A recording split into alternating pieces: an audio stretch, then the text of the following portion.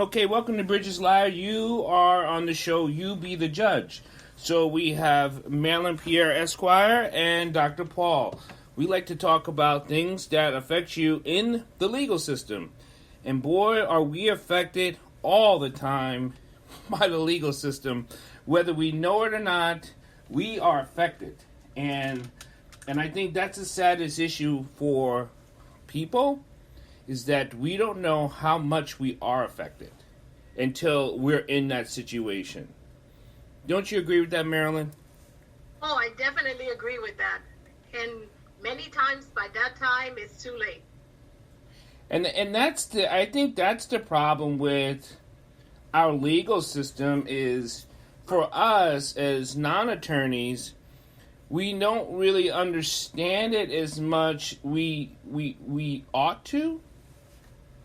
So we get confused when you see some of these things that happen on TV. Let's ask a simple question from a layman. Is TV a good representation of what we could be doing and not doing when it comes to getting pulled over by the police and the court and all that stuff?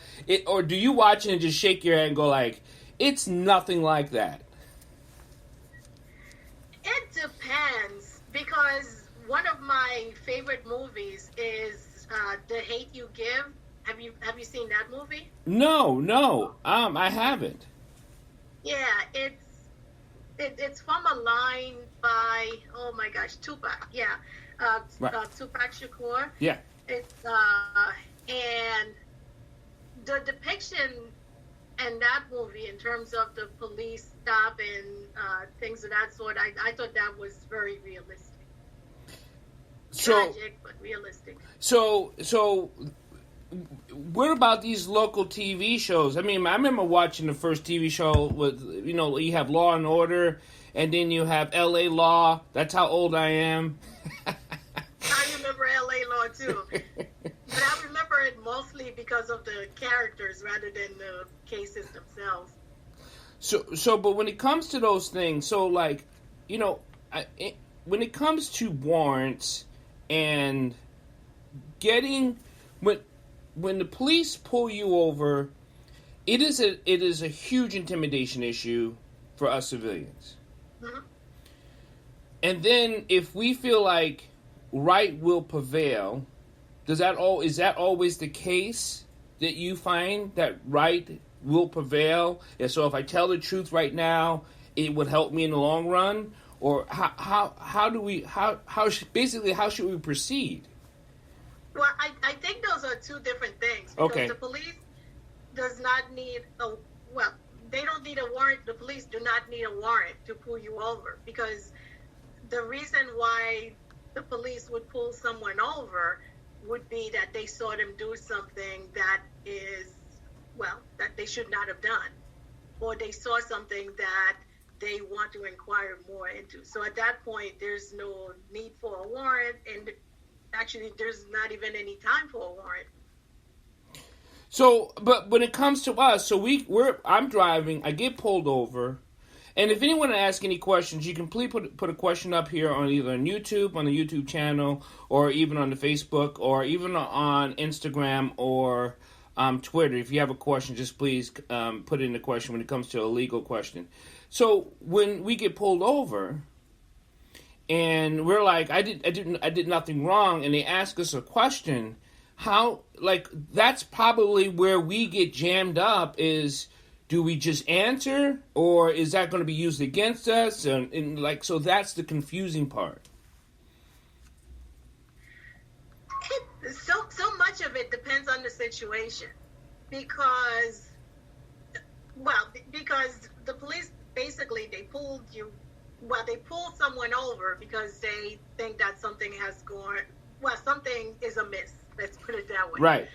And so if something is amiss, as in terms of what is being sought on the side of the police, then, people might not want to volunteer any information unless they think that they could clear up whatever that is amiss. Like, for instance, if you get pulled over for a tag expiration or something like that. Okay. And the police officer says, "Hey, did you know that your tag was expired?" And then you say, "Oh my goodness, thank you very much for bringing that out for me. I know I received the notice, I put it aside, and it didn't occur. It has not been on my schedule yet to get it done, but and then you get a citation, and the police officer says, get that cleared up as soon as possible. You get it cleared up, and whether or not you want a hearing based on that, it's up to you. But something as simple as that, then, but sometimes it's more serious. And when you're stopped, you're not really sure which one it is. Is it something more serious, or is it something, simple? Well, as simple as these things could get. I understand the fear of no matter what it is, no matter how simple it is, right. There's still that intimidation factor. There's still that fear of the unknown or what might happen in that situation. Because I tell you, I've been pulled over, and it seems like they're just there to check me out, like to make sure that I don't even know. I've been pulled over, and I was taught not to ask because that's challenging authority. Like, why'd you pull me over, officer? I was taught don't do that because they say, well, you're allowed to do that. Well, I have known people who have done that, and it turns into a battle of, well, why are you asking me questions? And it's my right, and then it becomes a thing, right? So I didn't ask, and he says, can I see your license and registration? I'm thinking to myself, man, is he going to tell me? And he just asked for my license and registration. So I said, can I have my hands up? And I said, well, my license and registrations is in my glove compartment. Can I go get it? And he says, well, where is in the glove compartment? I'm like, I don't know. I don't want to move. I don't want to, do anything. And I'm just like, I'm like trying not to make any big sudden movements, like to scare the big bird away or something, you know what I mean? So I'm like, the glove compartment over there, and he's like, all right, go ahead. And then I reached over, and then it popped. Very slowly, right. You don't want to be accused of making a furtive movement. Yeah. And please explain that. What does that mean? Like, what is it? Isn't that an interpretation? An assertive movement? That is. And the courts have basically said that the way the police interpret it is the way they interpret it, and they're really not going to delve that deeply into that. Okay. Which is why, when you and I had that discussion about whether or not you should have your paperwork with you, I said have your paperwork with you because, you want to make sure that your hands are always seen by the police officer and always on the wheel with with your driver's license and your registration and whatever else that you think might be required. And I know it's a huge guessing game. I know you sort of like have to be able to predict the future and predict who is going to be asking you these questions and what their motives are, but unfortunately that's where sometimes we find ourselves in that situation. And also what happens in terms of police officers too is sometimes they don't know what to expect, and that's really where the nervousness comes in on both sides. And sometimes there's so many tragic consequences from that. And I know that some of the things that I've been advised as a woman is, never, if you get pulled over, well, if a police officer is trying to pull you over, make sure you go someplace where there are people around, because there have been police officers or people wearing badges, let's put it that way, people wearing badges, driving cars that are, paid by the taxpayers, who have pulled women over. I've never heard of a man, but I would not be surprised if that happens to men as well, where people get pulled over, they get asked for favors, for them to be released without any thing happening. So we were always told, okay, make sure you drive if you're getting pulled over, drive very, very slowly, to someplace, and the reason why you're driving slowly is because you want the police officer to know that you're not trying to abscond. That's the word that is used on this site. A real quick, trying to get someplace with lights and people around. A real quick question, men or women, and I think that's a great advice for women. But how slow is slow enough, and how slow can a man do the same thing so things don't appear only on one side? So they want to get to a public place. So, and how far can this go on without them getting quite hostile? Yeah, because that is an issue as well. Right, because right. Somebody might be like, well, I would say the next exit, if that's possible. And then you're hoping that there's a gas station or, something 24 hours, depending on the time of day, where you might find a gas station or somebody around who could then be around just in case. It's a shame that we have to have those bad apples, you might say, who make us think that it's necessary to protect yourself from the police. But unfortunately, sometimes that happens, whether you're a man who might be accused of making a furtive movement to the point where the police officer feels like his or her life is in danger, or a woman who feels that she might not be safe if she doesn't go someplace where there are more people around than the dark corner that she was made to stop at. I just want to let people know you're watching You Be the Judge. I'm Dr. Paul Dyer, and this is Marylin Pierre, Esquire, attorney at law. She's been practicing law for decades now. And we like to go over situations and talk about legal matters that helps the public be more informed. And I'm asking the question of, basically right now, it's how to get pulled over. What's the safest way of getting pulled over? And what can we say? What is a good thing to say? And what's beneficial? Because we want, when it comes to safety, right? Safety for the officer, safety for civilians, it should be synonymous. We're all looking for the same thing. Unless you're a bad person, then you want bad things to happen. But good people do want good things to happen, and people have been harmed because of a missed perception, right? That is correct. And I don't know, we're trying to figure out this is not a foolproof play. Don't say I heard this on You Be the Judge with Dr. Paul and Marylin, and they said if you do it this way, I won't get shot. I won't get kicked in the teeth. I won't get my neck kneeled on. But let's try to do this as best as we can, if that makes sense. So after I gave him my license and registration, he said, "I'll be right back." And I'm thinking, still don't know what's going on. I don't know why he pulled me over. I know what time it is, and I'm trying to think, should I call someone? But I don't want to make any sudden moves because my cell phone is on the seat. So now I'm thinking if I I'm looking at the cell phone going, if I get the cell phone and he sees me, he might just think something isn't right. Yes. So I am waiting. I'm looking in the side view mirror. I don't want to because as soon as I get pulled over, I always turn off the radio, right? I'm looking in the rear view mirror, the side view mirror, and I'm looking at the cell phone. It's like I'm in a conundrum. I don't know what to do. I don't know what to do. Do I get the cell phone? Do I stay? Do I keep my hands? What am I supposed to do? So he comes back. He says, "Thank you. Have a good night." Really? To this day, still don't know why. That was our incident.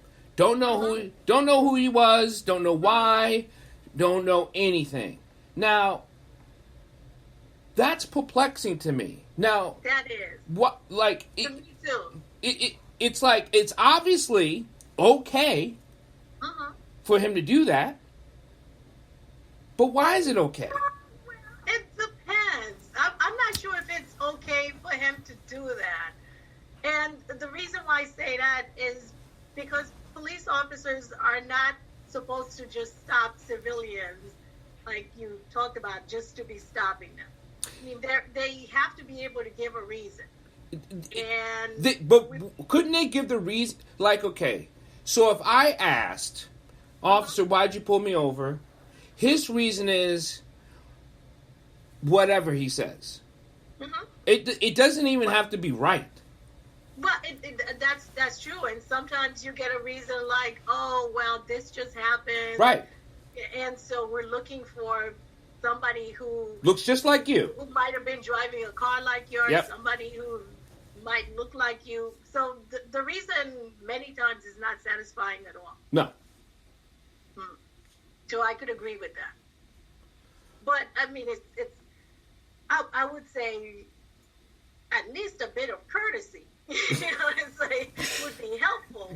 Hey, I stopped you because I wanted to let you know that this is what was happening in the area, and I thought you might know something. I mean, just anything. I think we're in a time. We have been in a time that there's a lot of animosity. Mm-hmm. Between, and it has turned into an us and them. And whoever is feeling that way, whether it be the civilian side or the police officer side, it has turned into an us and them. And now that creates high tension. And I don't know how we, between an us or them, no matter what side you're on, could ever... How does this tension get broken? Because it's built. It's very high.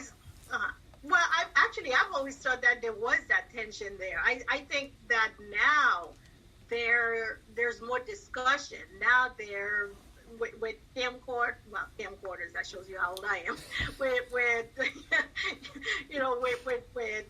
cell phones, with camera phones. Sorry. Oh my goodness, what am I doing? You're telling on yourself. That's how old you are. You're telling. Yeah, exactly. There are all kinds of things that could happen. So we are able to see some of what happens at some of those stops. As a matter of fact, what some people do, especially the young people, what they do is they get stopped, they get their things out, and then they have their camera phone turned on. And that's not something that I would even think about, being that, like I said, I'm a bit older than that. And so I didn't grow up in that age, but they grew up in that age, and that's how they feel like they can protect themselves. And, there's nothing wrong with that. Well, I know, because I have an iPhone, I did trigger the app or the settings where you can say you got pulled over, so it sends a location to someone you want to know. It starts the video camera. It just sends all these different messages of where you at, what's where you at, the location where you at, and then the camera turns on. So now it's recording the voice and the video. Now I don't know if Android phones can do that. Maybe you can download an app. I don't know, but I know the iPhone you can set those settings to do that.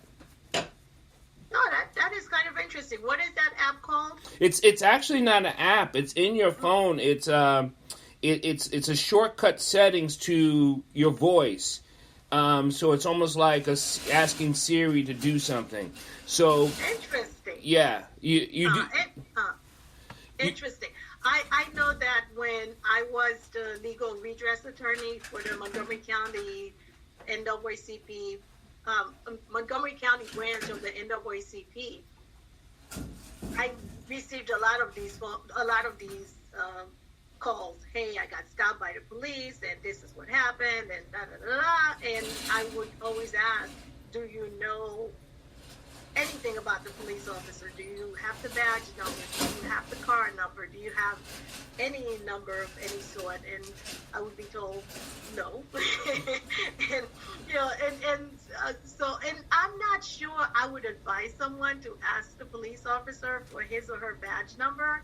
It would be nice if you could read it off of the badge without them noticing. But some police officers might take that as a challenge to their authority and might not end so well. And like I said, our whole point is to try to make sure that people get home safely on both sides. Because if this could be considered an uneventful event that did not make the news, right. That could be considered a win.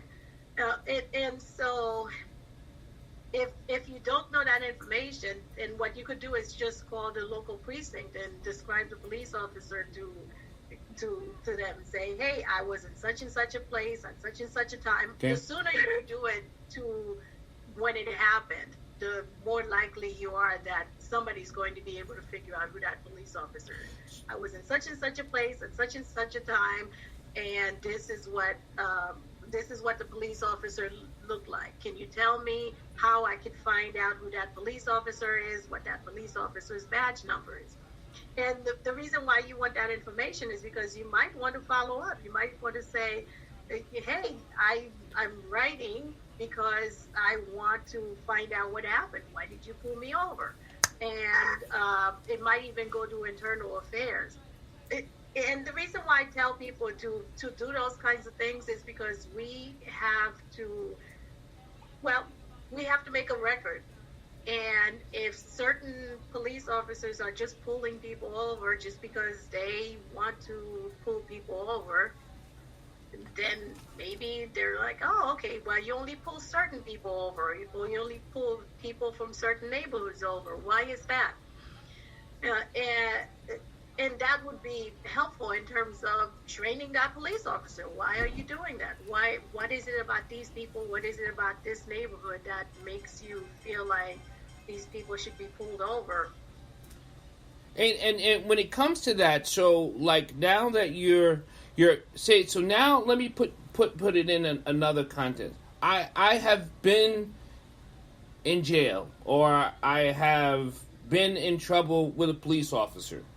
And that's on the thing they pull up, right? In the car? Yes.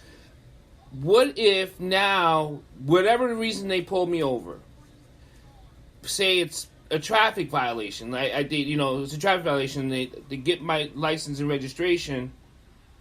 And then now they see that I have been whatever, right? What... Can they now search the car? I mean, is it now they come back to the car and they say, well, do you mind if I search the car? What is now the conversation? Okay. Well, if the person who gets pulled over has been in jail or has some other reasons why they don't want to be involved with the police, then the police has to show that there's a reason to search their car now. Because let's say you're on probation or something like that. Well, just because you run to a traffic light or you don't stop at a stop sign doesn't mean that that the police has a right to search your car. Because first of all, even if that's a violation of your probation, because that's you not following the law, it doesn't mean you've been convicted yet.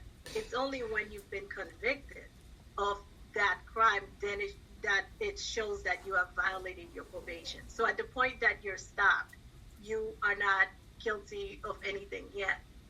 And that just makes me nervous, and I haven't been convicted of anything to be worried. It just seems like it just creates this huge tension. Like so then you have the questions.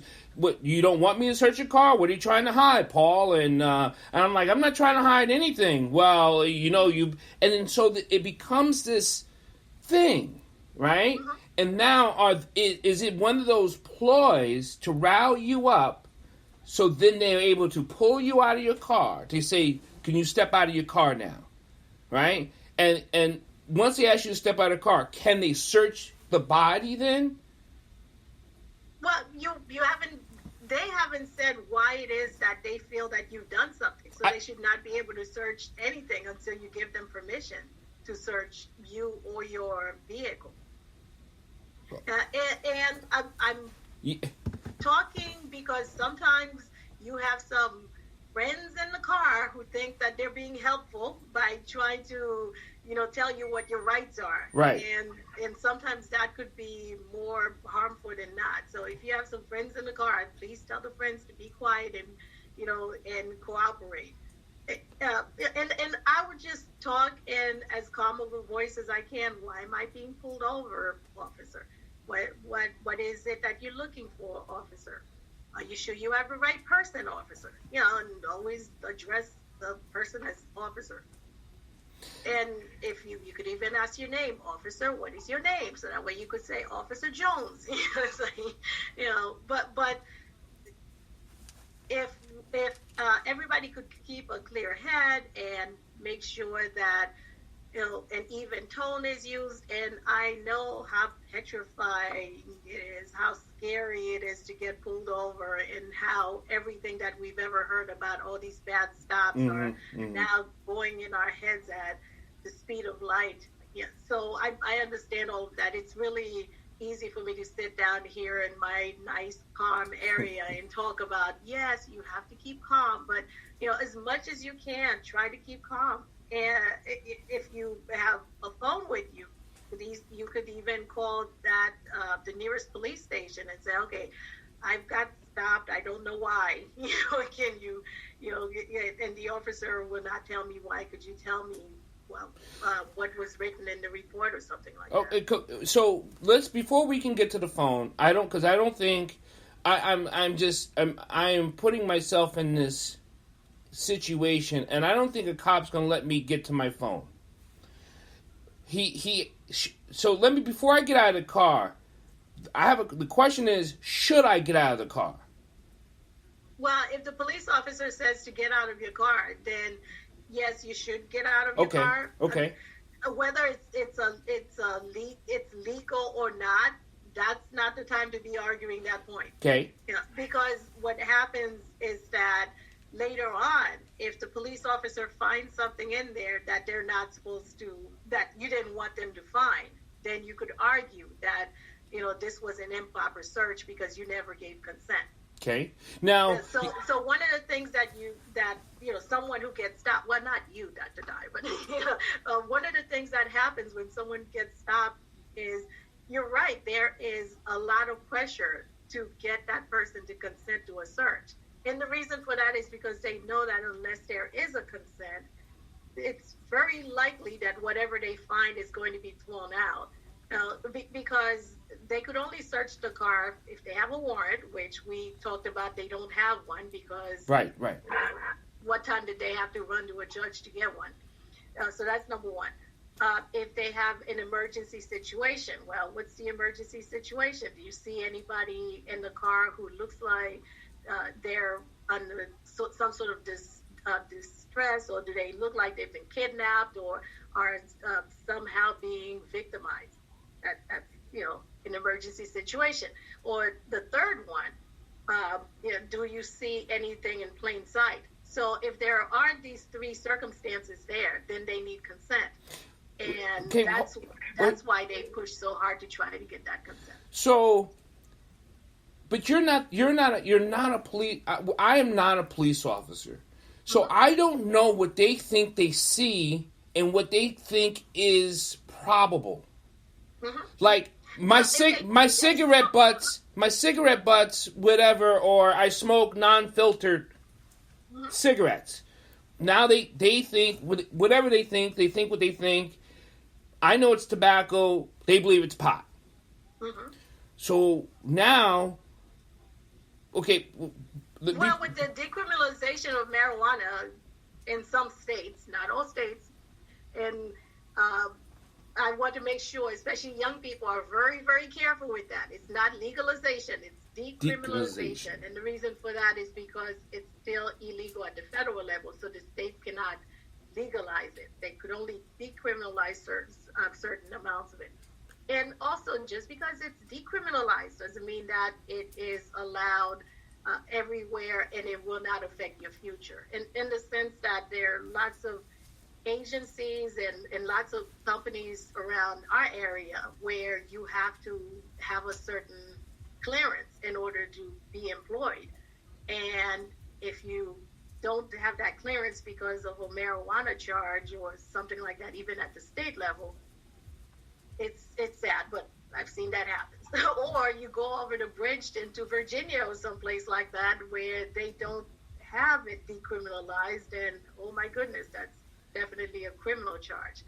So so just to go back to your point, if it is in plain sight, then you could ask them to just pick it up. See, it's tobacco, it's not marijuana, and that it might end up right there. Or even if it is marijuana, if you're in the state of Maryland in a place where it's decriminalized, you could say, well, that doesn't amount to that's not enough for. That's not over the 14 ounces. Is it 10 ounces or 14 ounces? You're asking the wrong person because I have no idea. Yeah, so, that's not over the amount that is required for you to charge me with. So there's all of that. And like I said, that's why they push so hard on consent. So if you just say no, and sometimes if they see something like that, they might even call and say, okay, we're bringing the dogs over. I've heard of that before, where they then have the dogs come in and the dogs sniff to see if it's marijuana. So I'm out of the car. Mm-hmm. I don't give consent, and he says, can I pat you down? And they normally say for their safety in case you have any sharp objects on you. Is that still a pat down, or is that a safety search for them? Because I've heard it called, like, do you mind if I give a safety search because I don't want to get cut by anything or whatever? And you say okay, so now you give them the okay to search you. Is that correct? But if you say no, then they're going to search you anyway. Right. And then they are going to put it in the guise of, oh, I want to be safe. I don't know what you have on you. And right. You're telling me you don't have anything on you, but I just need to verify it. Right. Yeah. So now you're not going to argue. Now I'm not going to argue, but I did. Time to argue. But I am not giving consent for the search. Do you say it out loud, or you don't have to? Oh, you should say it out loud. Okay. Or even if you know you have nothing on you, you could just say, well, I give you permission to pat me down just to verify that I don't have any weapons on me that's going to harm you, but you still can't search my car. Okay. Now, how? I think for us civilians, we believe that that's where it ends. I don't give consent, then they will have to. So can they take me now? They haven't charged me. They can take me. They can detain me. They can detain you. Okay, and they can impound the car. Yes. Okay, so in the impound, can they then search the car in the impound lot? They need a warrant for that. Okay, so they detain me. Mm-hmm. Maybe. Oh, and I want to say at this point that that police officer must really think there's something in there. Yes. Because, whatever. Checking you and putting you in custody and then getting a warrant for your car to search your car. At that point, that involves other resources, and so. If it's something that is being done regularly by that police officer, I think that police officer is going to get a talking to by his or her supervisor, because instead of resources being pulled towards protecting the community, resources are now being pulled towards something that really was not harming the community. Okay. And once or twice that happening, that might not be an issue, but if that's a constant thing, then first of all, if a judge keeps signing warrants for something that's not there, then there's going to be that issue. Well, why is it that you keep pulling these people over thinking that they have something and they have nothing? So, but basically, so right now, you're all things are clean. Now it's just your personal hassle. Is that what that's what this is trying? Because they bring me down. They don't charge me, and they can hold me for how long or can I make a phone call at that time? Like, what's? Oh yeah, they well. It depends because now the police officer, I'm sorry, not the police have been given some leeway in terms of they don't have to charge you for 48 hours. I'm trying to, for 48 hours. And so during that time, they could then try to get evidence against you. So there's no, let's get this straight. There's no bail because I haven't been charged. Yes, You are in custody, but you have not been charged. So I can be held there for 2 days. Yeah. Mm-hmm. Do I get a phone call? Am I allowed to call? Yes. Okay. So you call because you've got a right to even though they don't have to give you your Miranda rights at that point. So because you haven't been arrested, you are in custody, but you have not been arrested. And to many people, it looks the same because it is the same, but your rights are different. And so since you have not been arrested, they do not have to give you your Miranda rights. So anything that you say can and will be held against you. Because what if at trial the person tries to get, I keep saying you, I'm sorry.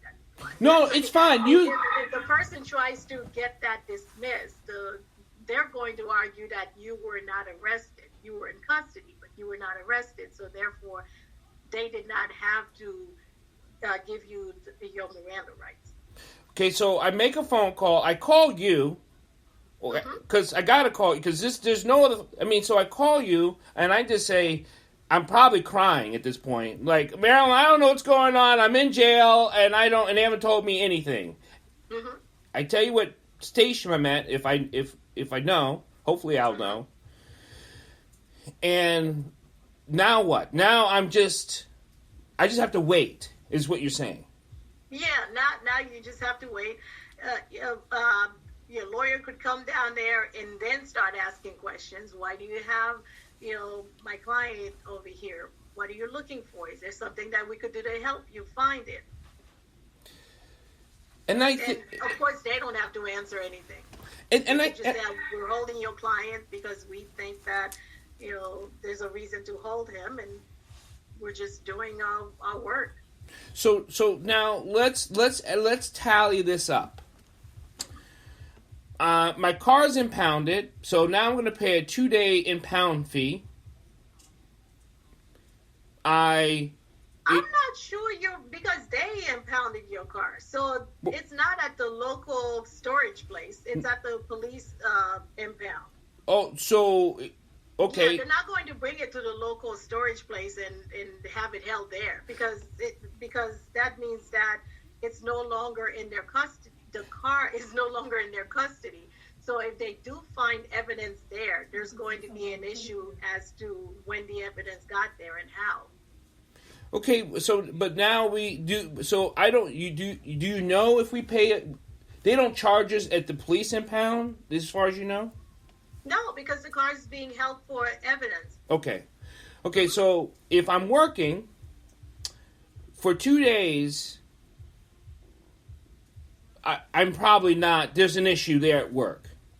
There's an issue. There's a huge issue because you might not even be able to call your employer to say, "Oh, by the way, right. I can't come to work in the next 2 days," and and you hope that even if you are, they don't ask where you are, because if they ask where you are and you say, "Well, I'm at the police station in lockup," it's like, oh, right. What the next question is, what did you do? Right. And of course you can't answer anything. You shouldn't answer anything because you sometimes some of the conversation is being recorded. Okay, thanks. I didn't know that. So there's you people, I'm telling you, I do these, I'm learning so much, but I do this because I have been, many people I know have been in situations that it just doesn't seem to come out because we don't know how this game is being played. And I'm telling you now, I did not know.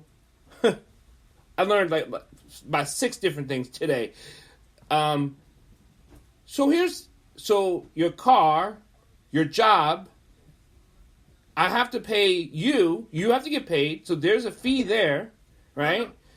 There's things. Your children, because let's say you had to pick up your child from childcare or something like that, and you don't show up. So the childcare provider is like, this, I called, this person, and he didn't show up to pick up his child, and now I don't know what to do with this child because, there's no one else that I could call. Do they then call social services and say, hey, right, we have this child whose parent didn't come pick him or her up? So all this is going on in my emotional mind as I'm being stopped. So I say to myself, let me comply so my car doesn't get impounded. I can go to work, I can pick up my children, and I don't have to be detained for 48 hours for no reason because I really don't have anything. So I comply, and yet it still goes sideways. It seems tough to swallow, Marylin. It just does. It is. I mean, it really, really is tough to swallow, but unfortunately, this is where we are. Yeah.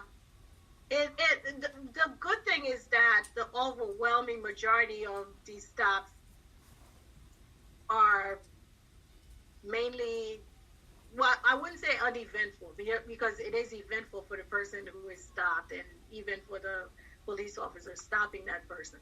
But in terms of having these consequences, they're not as likely as, they do happen, and they do happen more frequently than they should, but, we keep hoping for the best. So, listen, people, to keep safe, no confrontation is the best way. And don't give the okay legally. Is that in that short sentence? Is that short enough, Marylin, or is there something a little bit more? Yeah, because if you give consent, then they could search whatever they want. But if you don't give consent, then they're going to have to find some other way of looking in there if they really, really think it's necessary. And many times they would say, okay, fine, I don't have, it's not worth bothering. But sometimes, like I said, they will call the police dogs and say, hey, I need a police dog over here. Could you come and smell this? Because I have seen so many videos, and one's too much, when a person got out of the car, didn't want to get out of the car, the police opened the car door. He says, well, I'm just not getting out. And the cop says, you're getting out of this car. He says, I'm not getting out. I did nothing wrong. So the cop pulls him out. So now it turns into a thing because he doesn't want to get out of the car. So he's holding the steering wheel. So now it turns into a battle. So when the cop does get him outside, it becomes a thing. He's roughing him up. He's handcuffing him. And it turns into a man. Now, he probably didn't get charged. Nothing ever happened. He probably didn't get charged, but he got bruised, he got beaten, he got detained for what? Like, what did I do? Like, I don't want to say, is it driving while black is just too much of a problem? Or because I didn't give you my consent, now you feel challenged. And we should not have to understand that who are we speaking to what person in his or her uniform and what they're going through and bring it to the job. And you don't know what I'm going through. I could be having a bad day. My boss could have just chewed me out or let me, it doesn't matter. I'm having not a good day. And now I'm like, so why'd you pull me over? And it comes out, my smirky face or I'm frowning. And it's like, now it's just too much. It's too much. Yeah. And also adrenaline and all those kinds of things. Mm-hmm. Oh my gosh. I mean, all of that plays into it. It's which is why I emphasize, Yeah. calmness, because you're hoping that if somebody's adrenaline is pumping too quickly, maybe the other person could calm that person down, and we could all go home and say, okay, this was an unfortunate event, but we both survived it, and hopefully we could get past it. I thank you so much, Marylin, because, like I said, I've learned so much. I know people are learning a lot. And today is a good day. The Electoral College was verified, right? So yes. we have a president, not a president. I think it gets certified January 7th. Is that right? It gets certified. They voted. Mm-hmm. But it gets the vote gets certified on the 7th. It's just what a funny system we live in. Yeah, and we keep talking about how we've got two senators who haven't been voted in yet, but I think they're saying that they're still counting in Alaska. Yes. And so so we actually have 4, except that they think that the ones in Alaska are definitely going to be Republican. So they're not talking about that. But we've got a president-elect, and a president. It's only been a couple of days. I find it really disheartening in terms of the death penalty, cases that have been going on and the people who have been put to death. We have 3 more coming up. And, yep. Before the next president gets sworn in. What do you think about that? Well, I find it really interesting that a party that talks so much about right to life and making sure that every life counts and all that kind of stuff, then turns around and kills all these people, and it just seems like they're doing it fast, so quickly just to get it done before before their power runs out. And it's sad to me. You can't say, hey, I believe in the right to life, except if you do something wrong. And also, these cases are so suspect. That's the thing. For me, the death penalty doesn't bother me. It's the cases that are suspect. Mm-hmm. That bothers me, because if you have to turn your head and go, really? Huh? And I'm not even digging in the case.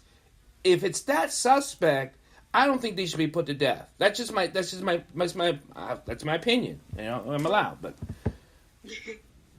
Well, I think that, to me, it's helpful to be consistent. If you believe in the right to life, then you should not say it's okay for the state to put someone to death. That doesn't make any sense to me.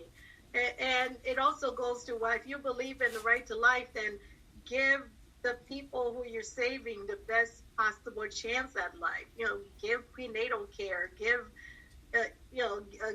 insurance so that people can healthy babies, and those babies could then thrive because they don't have to worry about food, shelter, and warmth. And it just seems so incongruous to me that so many people are able to hang on to the one thing that they want to hang over other people's heads and just forget about the rest in terms of whether that should follow what they claim is their core belief. I'm going to write a piece of paper soon about rearview mirror view. I think so many people move forward by looking in the rearview mirror, right? And I don't know, that's just, if you metaphorically, who drives that way? Absolutely no one. But somehow people live their lives by looking in the rearview mirror of someone's past. Like, this is what they are, this is who they were, and this is, and they keep pushing that as they're moving forward. And I don't know how we are ever going to get past this tension we even talked about if we keep living in a rearview mirror. So, I was just thinking in terms of what you say, because you're right. If the person who is stopped has a criminal record, that police officer who's looking at that rap sheet is going to be like, oh, let me see if there's something else that I could do to, maybe I'm missing something. I'm going to take a closer look, a harder look at this person than I would somebody else who doesn't have a criminal record. We're not gonna have a show the Christmas week, so I'm going to give you a break. Oh, we will miss you a whole lot. So we will miss everyone a whole lot. I just want to give people a break, and we'll take a deep breath. We'll come back to the show here on the 30th, right before New Year's Eve. So unless you're going on vacation, unless you're traveling, and how is the family? Are you good? Is everyone good? All the kids are good. Your husband's good. Oh yes, the family's doing well. Thank you. We've been keeping safe and healthy. So good. Oh yeah, my daughter got her first acceptance to a college, so we've been celebrating.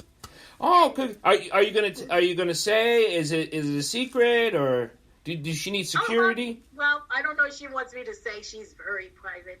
Okay. Okay. But congratulations. She was happy. This is one of the ones that she wanted a yes from. So, yay. Well, congratulations, Mom and Dad, because it is an important feat for Mom and Dad. It really is. I mean, and I know kids think they did such everything. We're like, you have no idea what we've been going through. And now we got to look at this FAFSA thing, and then you got to fill it out. Oh, my God. Oh, my goodness, Dad. Oh.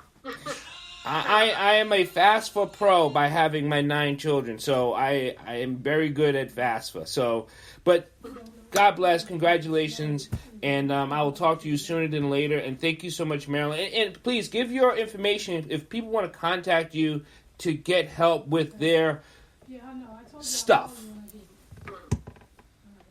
Oh, well, my phone number is 301-279-9020. Again, it's 301-279-9020.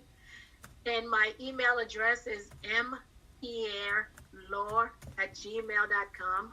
That's mpierrelaw@gmail.com. So, 9020, right? 9020. 301-279-9020. I'm putting it into the YouTube link, and this way, for Marylin.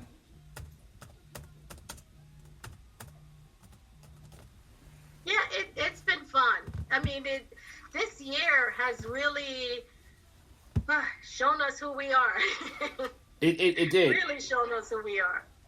Yeah, and some of us have, met and have even exceeded expectations, and some of us have come lacking in some areas, but there's still hope that we could improve in those areas. So thank you, Marylin. I will talk to you later. You have a good evening, and give my blessings to everyone, please. Thank you. You too, Dr. Dyer. It's a pleasure. And happy whatever it is that you celebrate, whether it's a Merry Christmas, Happy Hanukkah, Joyous Kwanzaa. Thank you. Happy Boxing Day. Yeah, thank you. It's important. Thank you. Thank you so much. You're welcome. Thank you very much. Have a good day. Bye.